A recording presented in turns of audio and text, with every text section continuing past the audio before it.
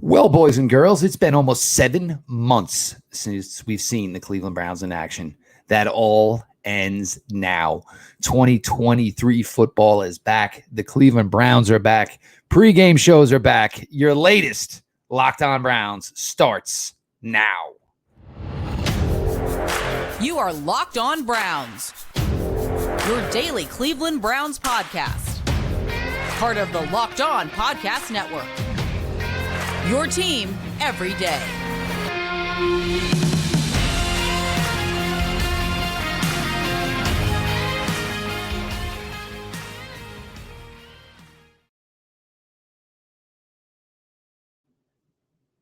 Welcome back, my friends, to the show that never ends, your daily delivery of all things Dog Pound, LGB, and ELOB, the Locked On Browns podcast, brought to you by the Locked On Podcast Network, your team every day. Your host, Jeff Lloyd, 7th season now, manning the mic here for you all, hosting Locked On Browns. Been a hell of a ride, and we got some even bigger news. This is your 1500th episode of Locked On Browns. Could not be more ecstatic about it, and the fact that it fell for a pregame show, which always makes me happy when we get to talk real ball. So obviously very, very excited for all of that. Appreciate everybody who makes Locked On Browns their first listen every single day. Join the everyday crowd. Be like the everyday crowd. Subscribe to Locked On Browns YouTube channel. Locked On Browns, always available, always free, wherever you get your podcasts. So as you see there, we have the rundown for today's show. And in segment 3, we're going to, we'll tighten it up a little bit, a couple of closing thoughts and some thoughts certainly on, 1,500 episodes. But we got a ball game tomorrow night down in Canton, Ohio. Cleveland Browns, New York Jets, a game that we'll see again week 17 when the Jets face the Browns for Thursday night football. As expected, and the Browns haven't really released anything. Kind of get the deal here, though. 4 preseason games. The Browns have certainly been very, very smart in trying to keep their top players healthy. So this is going to be a lot about, second, third string players. Certainly going to be a lot about the rookies. And with the rookies, we start there. Quarterback, Dorain Thompson-Robinson, looks like he's going to get the entire second half. Going back and just, before the Browns even drafted him, I go back to his NFL Combine day, and he's out there in that group with Anthony Richardson and with C.J. Stroud. Obviously, 2 quarterbacks got drafted very, very high in the first round. And DTR that day went throw for throw with C.J. Stroud. Looked better than Anthony Richardson in those combine workouts. Again, we always harp on, when you are trying to find a backup quarterback, you want your backup quarterback to hopefully have similarities to your starting quarterback. And I think that's the case for DTR. So, the progression for him as he starts his career here, he'll get the second half as Kellen Mond gets the first half. DTR, obviously the number 3 job, his to lose. Question is how soon does he contend for the number 2 job? Because my opinion is I think he could probably beat out Josh Dobbs if we're going just straight 1 versus 1 right now. Should get our first looks at Cedric Tillman as well. You're not going to see Coop. You're probably not going to see Moore. You're not going to see DPJ. Certainly probably not going to see, of course, Marquise Goodwin. Cedric Tillman, I think, is a guy going to be eyes. And you guys are going to be shocked, man. Cedric Tillman's big dude. Looks, more almost built like a tight end than he does a wide receiver. Certainly by far the biggest wide receiver the Browns have. So hopefully, a chance for him to get started on the right foot. But I will go with a wacky one here. I am going to predict that there is a huge play on the offensive side of the ball from one Mr. Anthony Schwartz. Just enough to keep the hopes possibly open. But hopefully for Anthony Schwartz, a chance here, obviously, to, maybe just, maybe not fighting for his name in Cleveland, but certainly trying to fight for his name within the NFL and a job here in the NFL. But really, it's going to be about the offensive line. I mean, if you really, because we think we know who the Browns are keeping and who they're not. But, Dawand Jones, obviously, everybody wants to see, of course. I'm saying Luke Wypler, everybody wants to see. Everybody assumes Luke Wypler most likely is going to be, the second string center. He's not going to be able to play anything else. We'll see if he develops in anything else over time. But you figure you'll get Jones at the left tackle spot. The Browns are going to try to make this a thing. And, yes, you picked up Jedrick Wills' option, and we're not going to really get into too much detail about that right now. But Dawand Jones, if he can kind of make it work, it's certainly going to be interesting. And, he doesn't have to be better than Cedric Wills. He only has to be, maybe equal, maybe even a little less, because if the Browns want to, and if they need to, there's an opportunity to save some major money would be to move Cedric Wills next year in the offseason and give the job to Dawand Jones and save themselves a whole bunch of money. So, in the offensive line is certainly going to be interesting. James Hudson is another one. Obviously, he'll probably be starting at right tackle. So, big opportunities for these guys, and Hudson's had a nice little trajectory. Rookie year was tough last year. There were times where he was called on, kind of got the job done here. So, Hudson trying to figure out where he is with this team, where he is with this franchise. And if there's ever a path to him maybe getting a starting job with this offensive line, it's going to be tough, but play well. You never know what can happen. I don't know what's going to go on at tight end tomorrow. It's going to be the 4th and the 5th tight end playing. Akins is hurt. You're not going to play Njoku. Harrison Bryant's hurt. So we'll see if the Browns go a lot more 3 wide receiver sets, 4 wide receiver sets, just because they might have to. I mean, if you only have 2 tight ends, I don't know how much you can expect of these guys. You can't really expect these guys to take 50 reps in a preseason game week 1. Nobody's really in that type of shape yet. So certainly something else to watch there. Eyes should definitely be on the running backs. We'll see if Jerome Ford plays. Did miss 2 days of practice. Missed Sunday, missed Monday. Missed Friday, missed Saturday. Came back Monday. We'll see if he plays. I'm not sure if he's going to. But then you get in the Demetric Feltons of the world, the John Kellys of the world. It feels like he's been here for 2 decades now. But definitely looking forward to seeing, Pete Smith, my guy, my boy, Hassan Hill, Georgia Tech, former Louisville Cardinal. He's got great breakaway speed. He's a guy who can contribute in a return game. Has been able to contribute as a receiver in his time in college. So certainly another guy that, I definitely have my eyes on here. Probably a guy that could get a heavy workload. If you remember last year, Jerome Ford, one of the reasons we all started to fall for him was a heavy workload in week 1 of the preseason where he had a phenomenal game against Jacksonville Jaguars. So, for me on the offensive side of the ball, it's definitely, obviously DTR, Cedric Tillman. And we're going to see the way it works. Because Cedric could be one of the first receivers, to be off the field. Is there going to be an opportunity where Cedric Tillman maybe plays a little bit with DTR, or is he just going to basically start the game, play with Kellen Mond, and as those guys kind of flush out of the game, will Cedric Tillman not be a guy that's playing with DTR? Because, you'd like to have guys who most likely are going to make the roster playing together, starting to learn each other, 2 rookies here trying to find their way in the NFL. Certainly keep your eyes on the offensive line, Jones, Wypler, and of course Hudson. The running backs, and again, I'm looking forward to it. The running backs, and hopefully Hassan Hill and possibly Mr. Anthony Schwartz, keeping that door ever so slightly cracked open for an opportunity to stick around here for a little while here longer, and hopefully resurrect the NFL career. Heck, I just want it for Anthony Schwartz. If it's not in Cleveland, hopefully it's somewhere else. We're going to switch it up here and talk about some of the guys here on the defensive side of the ball that I'm looking forward to seeing tomorrow night. 8 o'clock kickoff, Browns, Jets, Canton, Ohio, Hall of Fame game. Oh, man, let's go. Appreciate everybody for being along for this ride with me on your latest Locked On Browns.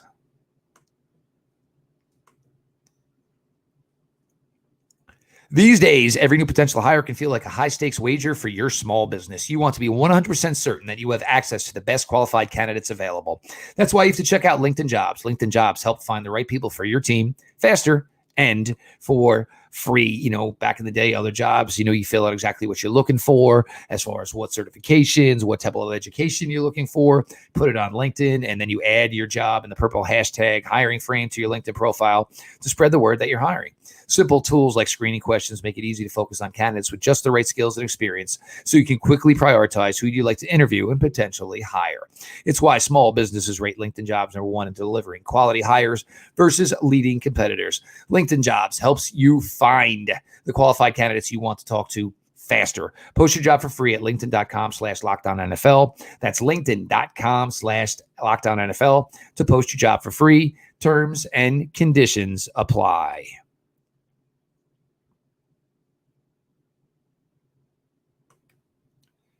Jeff Lloyd, your latest Locked On Browns as we get you ready, obviously, for tomorrow night. Hall of Fame game, first preseason game 2023, officially underway. Cleveland Browns, New York Jets, Canton, Ohio. Yes, folks, I am a tad bit excited about it. First segment, we focused a little bit on obviously the players on the offensive side of the ball that I'm going to have my eyes on. There's certainly a handful of players, and it starts with the rookies, of course, on the defensive side the ball. And you figure right off the bat, Alvin Tomlinson, Myles Garrett, of course, Zadarius Smith, Obo, all these guys are just going to be spectators tomorrow.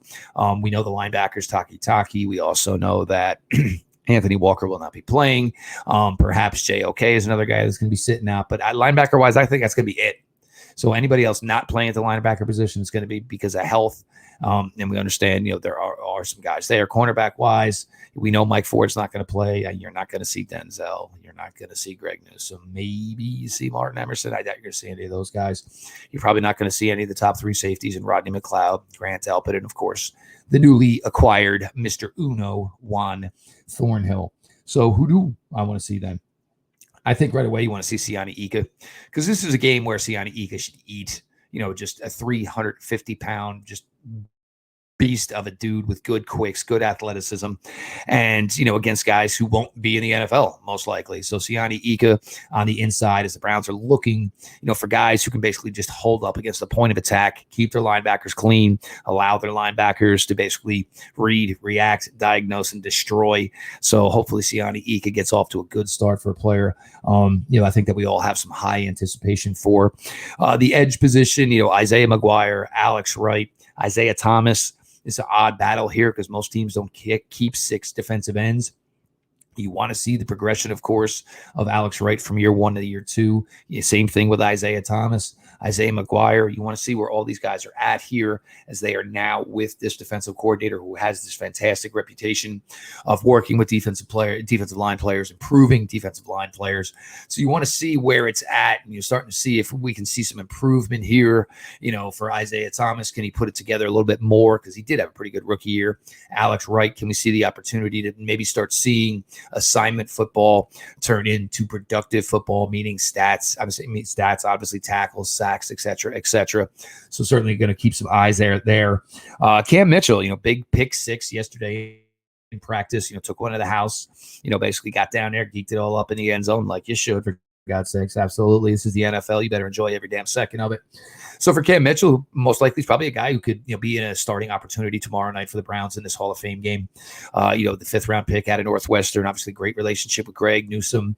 You saw players who weren't even on the field for that rep running down to the end zone. So it kind of tells you that maybe Cam Mitchell started to ingratiate himself with his teammates here. Everybody got excited. Everyone wanted to, basically go dap him up as he was able to take one to the house. And, here's a guy that's got versatility, can play slot, can play outside, can contribute on special teams, played a ton of special teams in his time down in Northwestern. So certainly, excited for a guy like Cam Mitchell. Safety, we talk about this. I mean, you're starting safeties tomorrow, probably going to be DeAnthony Bell and undrafted free agent Ronnie Hickman. Ronnie Hickman, for me, still was a coup to get. He was a guy I thought should have been drafted at Ohio State, played a little bit of everything, did everything that was asked of him at Ohio State. So certainly interesting for what Ronnie Hickman can do. And obviously in a game like this, even in any preseason game, Ronnie Hickman is a guy that probably should show out. Look, you go from playing, at Ohio State and all these big time ball games. It should be a pretty easy, a pretty natural progression to step onto your first NFL preseason game and probably look really well, because I think there's a really good opportunity for Ronnie Hickman to make this team. I think he can do more on a field than a guy like Anthony Bell can do. Ronnie Hickman's going to have to find a way to play some special teams, of course, to be able to contribute. Maurice Hurst, and I'm assuming the Browns are going to play Maurice Hurst because he needs the reps. He needs the stamina. I know there's always the threat of injury with Maurice Hurst, which has certainly been, what has held him back from, anything to this point in the NFL. But, Maurice Hurst, he was a really, really good player coming out of Michigan. And, the questions about the heart, which turned out to not really be anything. 5th round pick for the Raiders. Career started well. And then, sadly for a lot of NFL players, your life ends up where you're in the tent more than you're on the field. And Maurice Hurst was one of these guys. So this could be something for the Browns. It certainly could be a coup. You really took a small gamble financially on this player. You could get an opportunity for a big return. Again, I've likened this, and it's not exactly the same, certainly because of different reasons. But this is kind of like the Browns signing of Malik McDowell a couple seasons ago. Here was a guy who was basically down and out and, basically just, not much thoughts of, anything that could be in the NFL. But for Maurice Hurst, man, you still want to light that lamp, man. You still got that fire. You still got that desire. You've been doing this since you were a kid. And to get an opportunity here and with the team that, look, Maurice Hurst plays well. He's here. You know what I'm saying? It's not like he's playing to hopefully, find another NFL team interested to revive the career. If Maurice Hurst can show well, the Browns, by all means, will find a way to roster him. They need certainly the help. We'll see. Tommy Togiai, kind of a last stand here for him, as he tries to, find a way to maybe contribute here. We'll see if Jordan Elliott plays at all, listed as a starter. You would think starters are out. Jordan Elliott might be a starter with an asterisk next to his name. And the other thing would be is, if none of these D tackles show up, does that, change, and do the Browns go even harder at trying to bring in a veteran defensive tackle? Obviously, we all know Shelby Harris was here on Monday. Shelby Harris still remains unsigned to the point of this recording.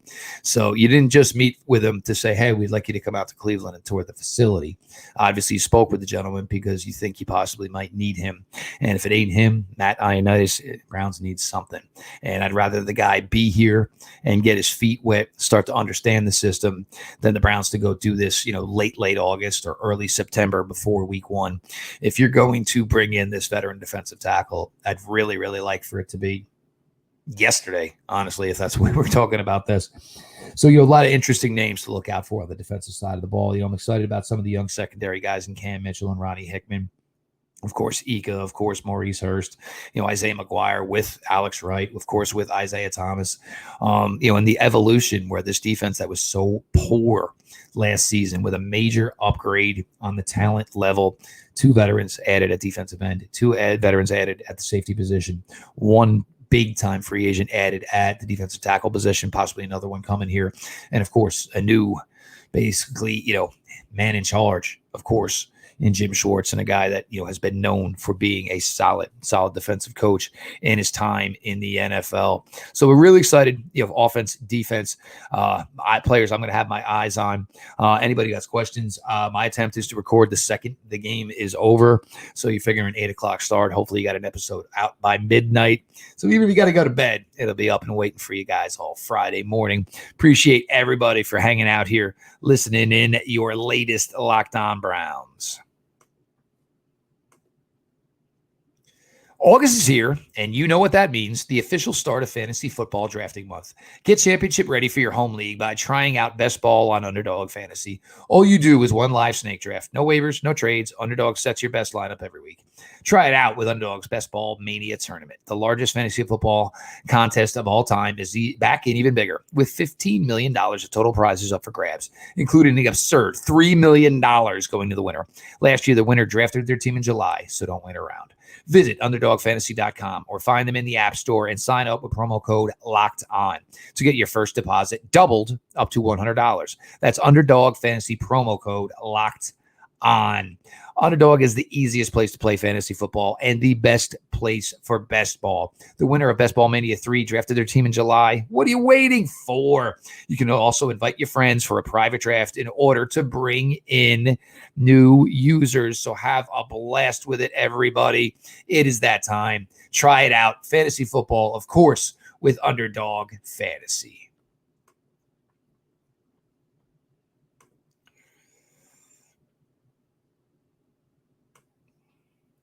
Closing it out here, segment 3, your latest Locked On Browns. Host Jeff Lloyd. Appreciate everybody who makes Locked On Browns their first listen every single day. Join the everyday crowd. Be like the everyday crowd. Make sure you subscribe to the Locked On Browns YouTube channel. Notifications on, so when the content drops, you're all there to absorb it. Locked On Browns is always available, always free, wherever you get your podcasts. Obviously, for me, some thoughts tomorrow night. Wins or losses in the preseason mean absolutely nothing to me for anybody who's new here.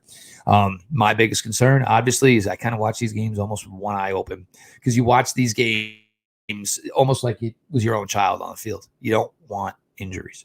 You know how devastating they could be. You know how much they can screw up a season.